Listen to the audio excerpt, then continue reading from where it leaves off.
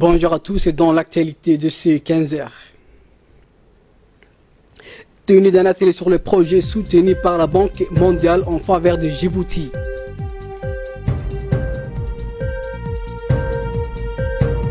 Et l'organisation islamique revendique les dernières actions. C'était le titre passant au développement de ce journal. Le ministère de l'économie et des finances et le bureau de la Banque mondiale à Djibouti ont co-présidé ce matin au Kaspersky Palace Hotel une rencontre qui a permis de revoir l'ensemble des projets financés par cette institution et qui touchent de nombreux secteurs tels que l'eau, la santé, l'énergie, l'éducation, la justice et l'emploi, l'appui aux populations des zones rurales et tout ce qui concerne l'amélioration des services de base. Les indicateurs du développement et les contraintes rencontrées dans l'exécution des projets ont été analysés. La réunion a été co-présidée par le ministre de l'économie et des finances, M. Eliassé Moussa Daoualé, et le représentant résident de la Banque mondiale, M. Atou Seke. On prépare cette rencontre le ministre du département concerné par les projets en cours, à savoir le ministre de la Justice, le ministre de l'Éducation nationale, la secrétaire d'État chargée au logement, le ministre de l'Agriculture, le gouverneur de la Banque centrale de Djibouti et des hauts cadres de l'administration. La réunion a permis de passer en revue l'ensemble des données sur les indicateurs du développement du pays. Le point a été fait sur l'enveloppe financière consacrée par la Banque mondiale en faveur de Djibouti. À l'occasion du mois béni du Ramadan, le serviteur de deux lieux saints de l'islam, le roi Salman bin Abdulaziz Al Saoud, a reçu dans son palais à Jeddah les représentants des ambassades accréditées au royaume qui sont venus ici présenter leur vœu en ces mois de jeûne, de prière et de piété. En sa qualité de doyen du corps diplomatique, l'ambassadeur de la République de Djibouti auprès du Royaume d'Arabie Saoudite, M. Edimba Mkarama, faisait partie des diplomates reçus par le roi Salman. Après, parmi eux se trouvait également le chef des groupes africains, arabes, européens, asiatiques et d'Amérique du Nord et du Sud, d'Océanie et du Canada. Le chef de la diplomatie djiboutienne, M. Abdel Al-Jaber, et le docteur Ibrahim bin Abdelaziz Al-Assaf, ministre d'État, ont assisté à l'audience.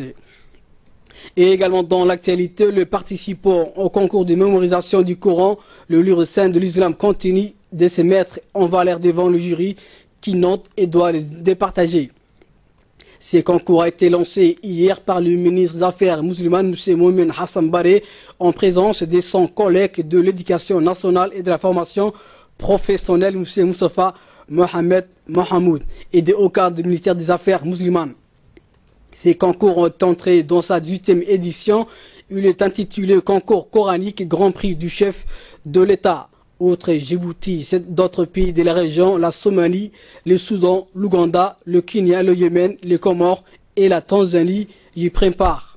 Les candidats de ces différents pays vont concourir sur 3 niveaux, à savoir la mémorisation de 10 chapitres, de 20 chapitres ou l'intégralité du Saint-Coran.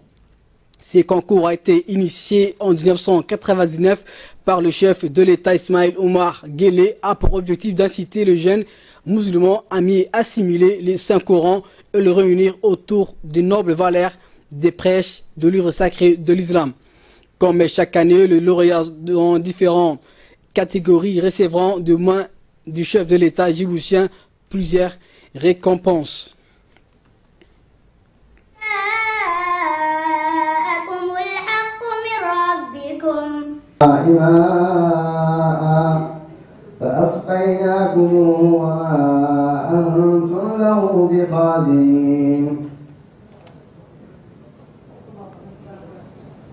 وإنا لنحن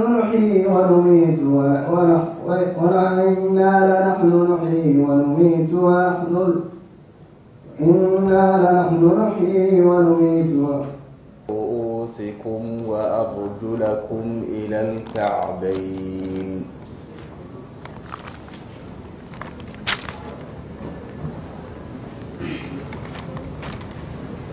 أعوذ بالله من الشيطان الرجيم.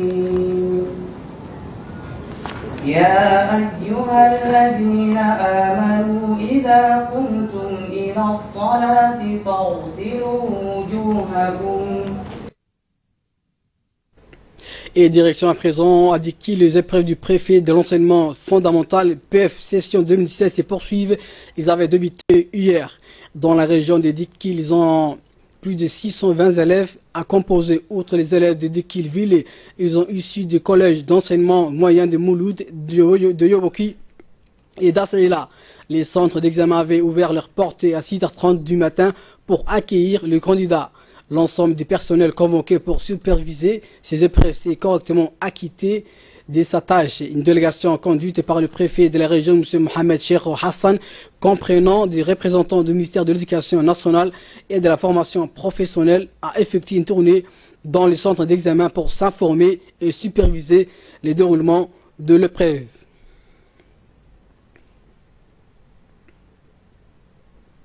Les 4 centres. Et nous avons constaté que sur l'ensemble des centres, les épreuves se déroulent correctement et tous les enseignants qui étaient convoqués sont présents. L'ensemble de chefs de centre et de coordinateurs aussi ont pris service dès tôt le matin et aucun problème n'a été signalé. Donc nous remercions l'ensemble des personnes qui ont de près ou de loin contribué au bon déroulement du BEF. En premier lieu le ministère bien sûr, en second lieu le préfet qui est toujours disponible. Et comme sur l'ensemble du territoire du pays, les élèves de la 9e année de la région d'Ali-Sabié ont été conviés à concourir aux épreuves du BEF. Les examens pour l'obtention du préfet de l'enseignement fondamental session 2016-2017 ont concerné cette année scolaire quelques 401 élèves de la ville d'Assajoki. L'examen s'est bien déroulé dans l'ensemble de la région. Le chef d'établissement, les enseignants et les personnels administratifs ont été à leur poste. Une délégation conduite par le préfet de la région, M. Mohamed Waberi Assouek, accompagné par le président du conseil régional d'Ali-Sabié, M. Omar Ahmed Ouaïs, le directeur régional de M. Hussein Baré, s'est rendu dans les centres d'examen de la ville d'Ali-Sabié. Toutes les mesures nécessaires ont été prises afin d'assurer leur bon déroulement des épreuves, comme les confirme le principal du collège d'Ali-Sabié, M. Ahmed Jama Oukiyi. Les candidats et les surveillants, 401 candidats sont inscrits. Nous avons pris toutes les dispositions nécessaires pour que les examens se déroulent dans de très bonnes conditions. Pour mieux préparer l'examen, le ministre de l'Éducation nationale, son Excellence M. Moustapha Mohamed Mahmoud, a doté un annal unique en son genre pour tous les candidats de la République de Djibouti, concis par nos inspecteurs et nos conseillers pédagogiques. Mais aussi les élèves ont profité des cours dispensés par les enseignants les plus chevronnés de l'éducation nationale à travers la télévision nationale.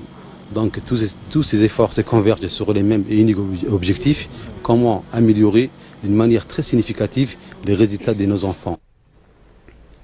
Et après sa sortie réussie à Ombouli, la caravane de l'indépendance continue toujours sa tournée dans la capitale. Hier soir, c'est à la célèbre place de l'avenue 26 qu'elle s'est installée, conduite par le comité national d'organisation du 40e anniversaire de l'indépendance en collaboration avec l'association Lumière d'Espoir. La caravane a organisé une soirée musicale et divertissante devant quelques centaines de participants venus de tous les horizons. L'ambiance était au rendez-vous. Le programme a débuté par la traditionnelle entonnement de l'hymne national et de la lecture de quelques versets du Saint-Coran. Les chants patriotiques et razaïs se sont succédés enfin pour laisser place au programme Djibouti Jeunes Talents de l'association Lumière d'Espoir, qui consiste à la détection de jeunes talents, quel que soit leur domaine culturel ou artistique. Ces programmes ont épaté beaucoup du monde, y compris les organisateurs, notant que cette énième sortie de caravane a vu le jour en présence du conseiller à la présidence chargé de questions jeunesse, M. Ali Mohamed Dato, du représentant de la mairie de Djibouti, ainsi que plusieurs membres du secrétariat d'État à la jeunesse et des sports et du comité national d'organisation des festivités du 40e anniversaire de l'indépendance.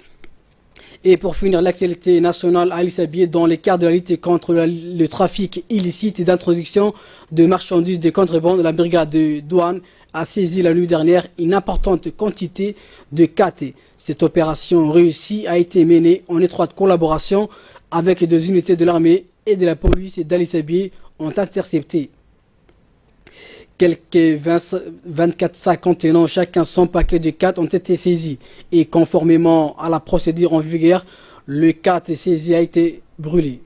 Et à présent, passons à l'actualité hors de nos frontières. L'organisation État islamique revendique l'attentat de London Bridge. Dans un communiqué diffusé hier, le groupe État islamique a revendiqué l'attaque terroriste perpétrée la veille à Londres et qui a fait 7 morts et 48 blessés selon le dernier bilan des autorités britanniques. L'attaque à la voiture bélier et à l'arme blanche a fait 7 morts et 48 blessés. Les 3 assaillants ont été tués par des policiers britanniques. Il s'agit de la 3e attaque à caractère terroriste au Royaume-Uni, au moins 3 morts après celle commise par un homme seul à Westminster le 22 mars et 5 morts. Et l'attentat suscite à Manchester le 22 mai à la fin d'un concert de la chanteuse américaine Ariana Grande. 22 morts, 116 blessés. Les 2 premiers ont également été revendiqués par l'État islamique. Voilà donc l'essentiel de ces 15 heures, mais restez avec nous dans quelques instants. Nous allons retrouver Abdurrahman Chiwachi pour le focus.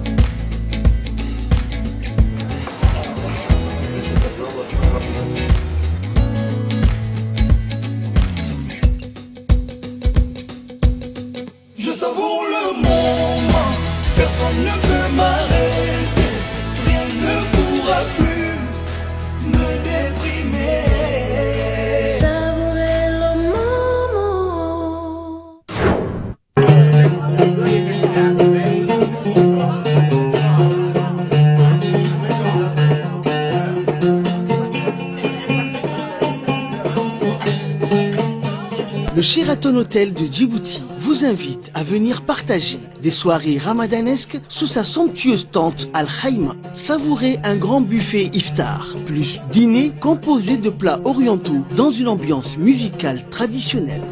Réservez au 21 32 86 20 ou le 21 32 80 00. TJM SARL Compagnie est une usine qui produit des tomates concentrées à Djibouti. Vous trouverez à la compagnie TJM les tomates Mariama à 70 grammes, les tomates Alvima à 70 grammes et les tomates Safi à 50 grammes. Ce sont des produits naturels, de bonne qualité et à des prix abordables. Les recettes préparées avec ces tomates sont si riches et savoureuses. Les tomates Mariama, Alvima et Safi sont des plats délicieux. Pour plus d'informations, veuillez contacter le 20...